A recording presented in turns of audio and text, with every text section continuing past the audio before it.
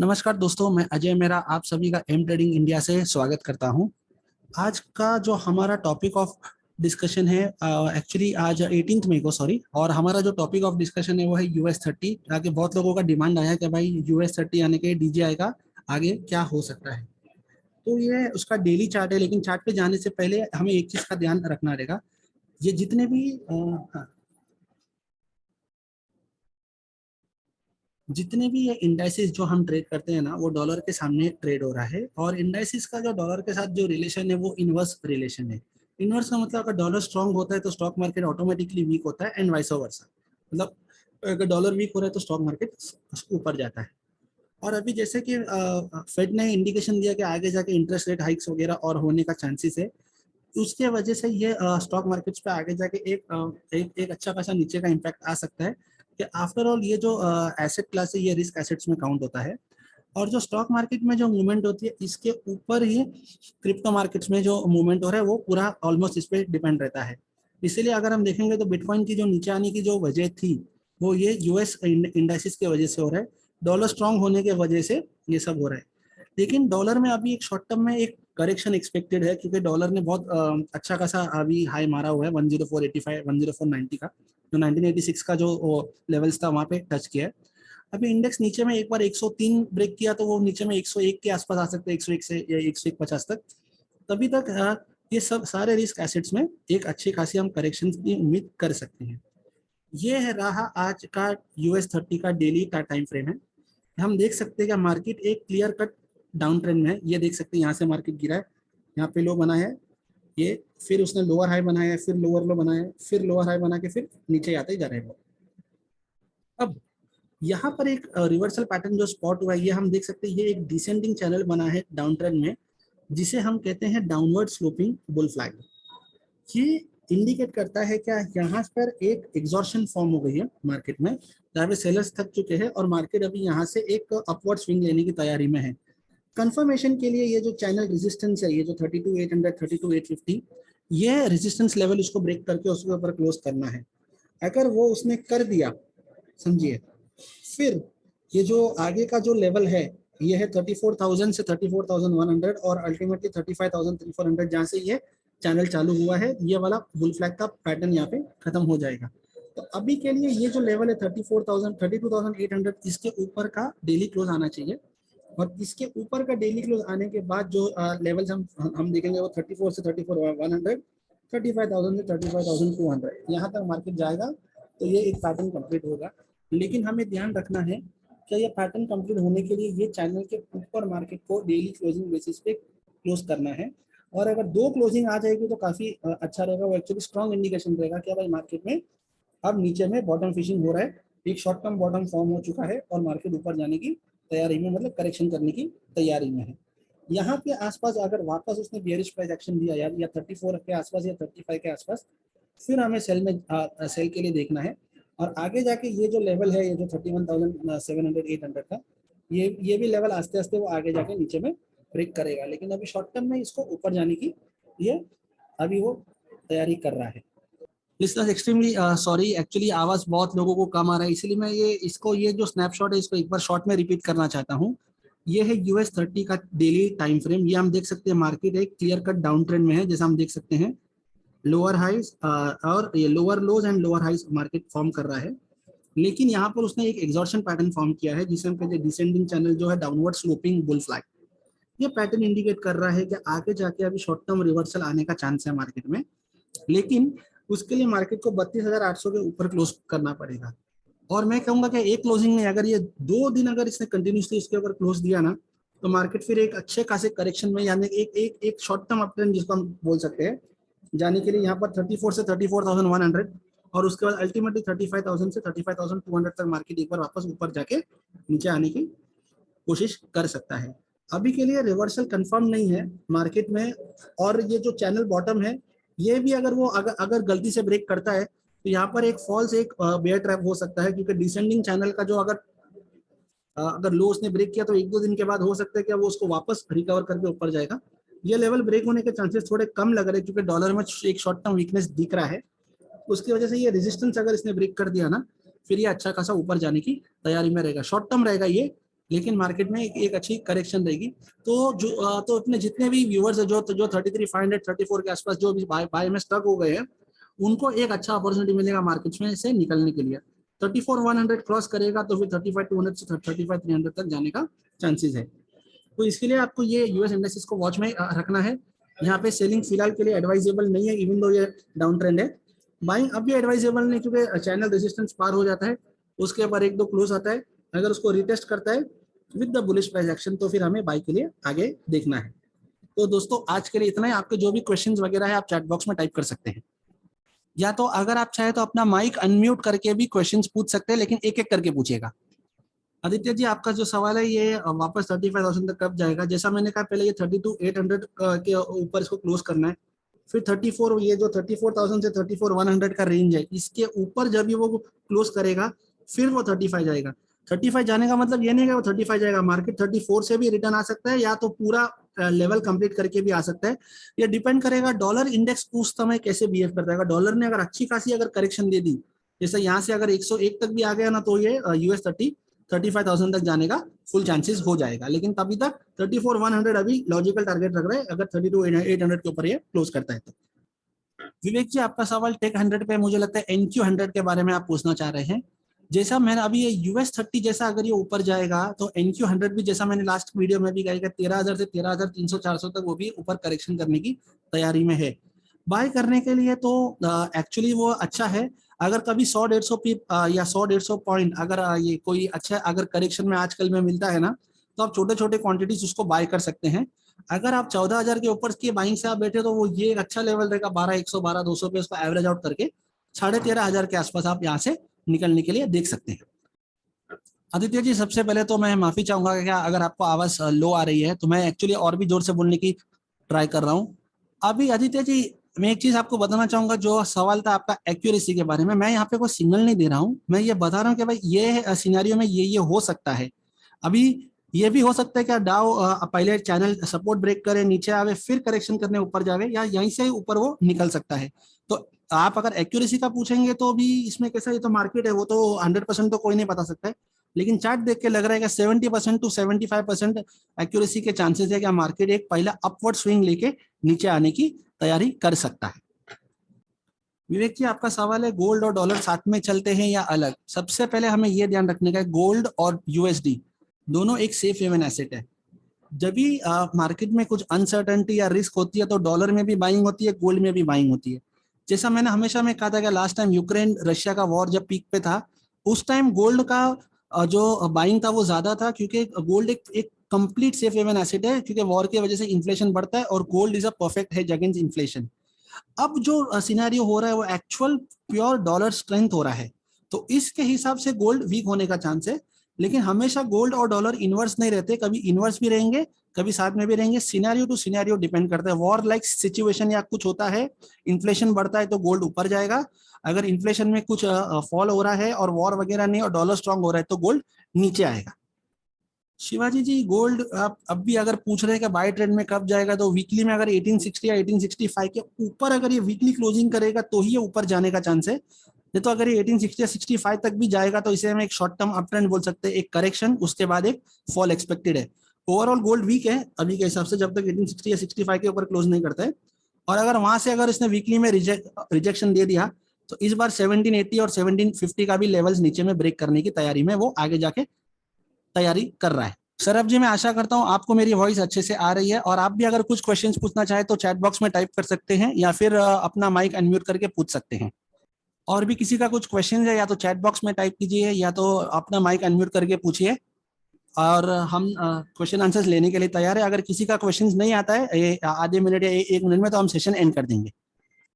रूपम जी आपका एक सवाल आया, एज अ न्यू कमर आपको मार्केट में सेफली गेम कैसे खेलनी है? सबसे पहले तो मैं आपको बताऊंगा आपको अपना रिस्क मैनेज करना है। एज अ न्यू कमर अगर आप मार्केट में आ रहे हैं तो आप छोटे लॉट पे ट्रेड करो, प्रॉफिट भी छोटा करो लॉस भी छोटा करो, मार्केट को समझ लो, मार्केट आपका एक बिजनेस है, खाली प्रॉफिट नहीं होता इसमें, प्रॉफिट होगा तो लॉस भी होगा। लेकिन एज अ बिजनेसमैन हमें सोचना है कि अगर लॉस भी होगा तो हमें जो प्रॉफिट हुआ है वहां से पे करना है, ना ही अपने कैपिटल से। तो रिस्क आपको कम रखना है, छोटे छोटे क्वांटिटीज पे ट्रेड करना है, मार्केट का ट्रेंड समझना है। जो दिन पे आपको ट्रेंड समझ में नहीं आता है वो दिन पे ट्रेडिंग करने की कोई काई नहीं करना है, कोई जरूरत नहीं है, कैपिटल इंटैक्ट रखिए, आराम से काम कीजिए, step by step slowly slowly करके फिर आप अपना आस्ते आस्ते आस्ते आस्ते सीखते सीखते आप अपना मार्केट में थोड़ा थोड़ा करके आप कैपिटल और रिस्क बढ़ा सकते हैं। आदित्य जी, जो आपका सवाल है 32,900, उसके काफी क्लोज आ सकता है। 32,800 के ऊपर अगर ये क्लोज कर गया ना तो हमें डाउ में बुलिश होना पड़ेगा। लेकिन जैसा मैंने कहा कि भाई एक दिन का जो क्लोजिंग है उस पर हम ट्रस्ट नहीं करेंगे। अगर 2 कंसेक्यूटिव क्लोजेस आता है ना तो फिर आप छोटे लॉट में इसमें बाय में बैठ सकते हो। Our first target will be 34,000 to 34,100। Aditya ji, आपका 34,000 पे जो बाय है उसको आप है ना यहाँ पर एवरेजिंग अगर करना चाहते हो एक छोटे क्वांटिटी में कर सकते हैं, क्योंकि अगर ये वापस 34 के आसपास भी गया या इवन 33,600 700 भी गया ना, आपको नो प्रॉफिट नो लॉस में एक बार यहाँ से एग्जिट मिल जाएगा। आदित्य जी, जो आप मूविंग एवरेज के बारे में पूछ रहे हैं, एक्चुअली मैं जो यूज करता हूँ वो 10 and 20 exponential moving average use करता हूँ। वो इसीलिए क्योंकि मैं उसको क्रॉस ओवर के लिए नहीं यूज करता हूँ, मैं उसको मीन के लिए यूज करता हूँ। क्योंकि मार्केट अगर अप ट्रेंड में है तो मूविंग एवरेज से कितना ऊपर है और डाउन ट्रेंड में है तो मूविंग एवरेज से कितना नीचे है। तो मार्केट में हमेशा एक टेंडेंसी रहती है कि वो एक बार मीन चेक करने आता ही है। तो उसको आप मूविंग एवरेज अगर यूज करें तो क्रॉस ओवर के लिए मत यूज करिए, क्योंकि ये लैगिंग इंडिकेटर है, लीडिंग नहीं है। और कुछ और किसी को क्वेश्चंस पूछना है तो प्लीज चैट बॉक्स में आप टाइप करके भेजिए। शिवाची जी, आपका सवाल था मैगडी। मैगडी आप यूज कर सकते हो, मैगडी भी अच्छा है, moving average convergence and divergence है, उसमें आपको वो मालूम पड़ सकता है कि अगर मार्केट हाई बना रहा है तो फिर सामने एवरेज हाई बना रहा है या नहीं बना रहा है। डे ट्रेड के लिए आप यूज कर सकते हो, स्कैल्पिंग के लिए काफी अच्छा इंडिकेटर है। 15-20 पीप अगर आपको एक एक इंस्ट्रूमेंट में रोज में अगर 2-3 इंस्ट्रूमेंट भी आपने कर लिया तो आप अच्छा खासा इसमें अपना ट्रेडिंग करियर बना सकते हैं। आदित्य जी पूछिए, आपका कुछ सवाल था।